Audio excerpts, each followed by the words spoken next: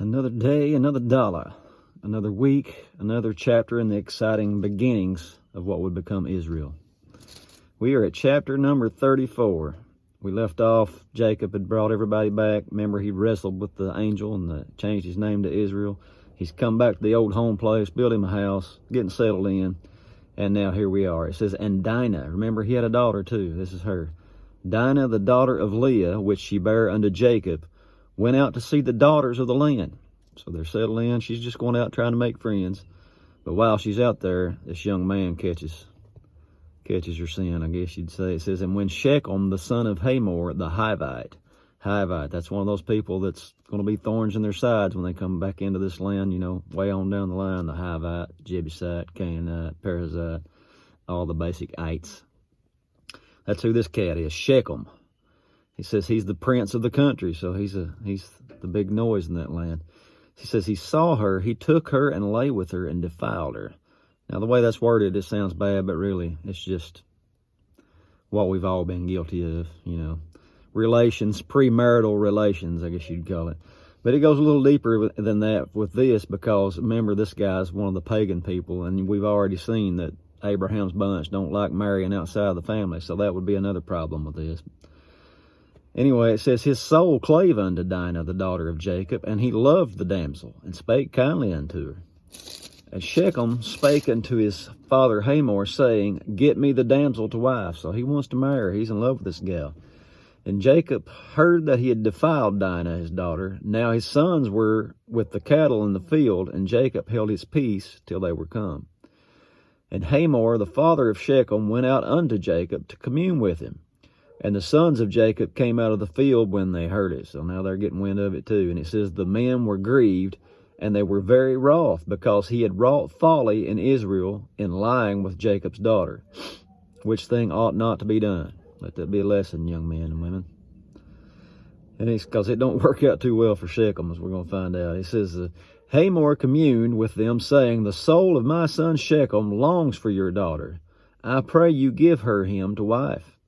And make ye marriages with us, and give your daughters unto us, and take our daughters unto you. And ye shall dwell with us, and the land shall be before you. Dwell and trade ye therein, and get you possessions therein. And Shechem said unto her father and unto her brethren, let me find grace in your eyes, and what you shall say unto me I will give. So what's that old saying they got out now? Willing to risk it all for her. He says, ask me never so much dowry and gift, and I will give according as ye shall say unto me, but give me the damsel to wife. And the sons of Jacob answered Shechem and Hamor, his father, deceitfully. They've got a plan. And they say, they said this because he had defiled Dinah their sister. And they said unto them, we cannot do this thing to give our sister to one who is uncircumcised, for that were a reproach unto us. But in this will we consent unto you, if ye will be as we, that every male of you be circumcised. Then we will give our daughters unto you, and we will take your daughters to us, and we will dwell with you, and we will become one people. Remember, this is all a big game. This is all a big scam. They're just making all this stuff up. But it says, but if you will not hearken unto us to be circumcised, then will we take our daughter, and we will be gone. And their words pleased Hamor and Shechem, Hamor's son. And the young man deferred not to do the thing, because he had delight in Jacob's daughter, and he was more honorable than all the house of his father. And Hamor and Shechem, his son, came into the gate of their city, and communed with the men of their city. All right. So, Simeon and Levi is one concocting this thing. And they're telling them, get all your men to be circumcised, not just this guy and his son. And they're willing to, because he loves that girl so much. But how are they going to convince all the men in that city? They ain't got no, skin in the game, no pun intended. But they're going to try to persuade them by being a little conniving themselves. He says, these men are peaceable with us, therefore let them dwell in the land and trade therein. For the land, behold, it is large enough for them. Let us take their daughters to us for wives, and let us give them our daughters. Only herein will the men consent unto us for to dwell with us, to be one people, if every male among us be circumcised, and they are as they are circumcised. Here's why they're going to try to convince them. Let them come in and bring all their stuff, and then it'll be ours. I think that's what this is kind of looking at. He says, shall not their cattle and their substance and every beast of theirs be ours? Only let us consent unto them, and they will dwell with us.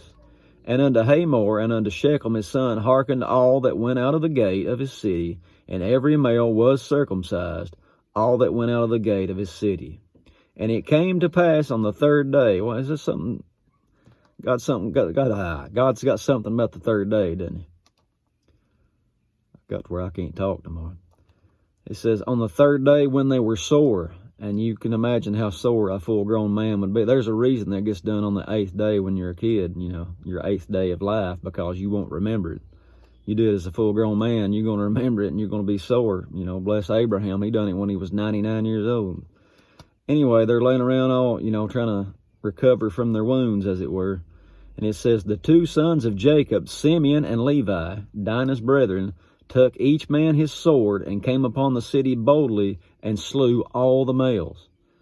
Two of them comes in and kills them all because they're laying there, you know, laid up. And it says, they slew Hamor and Shechem his son with the edge of the sword, and took Dinah out of Shechem's house and went out.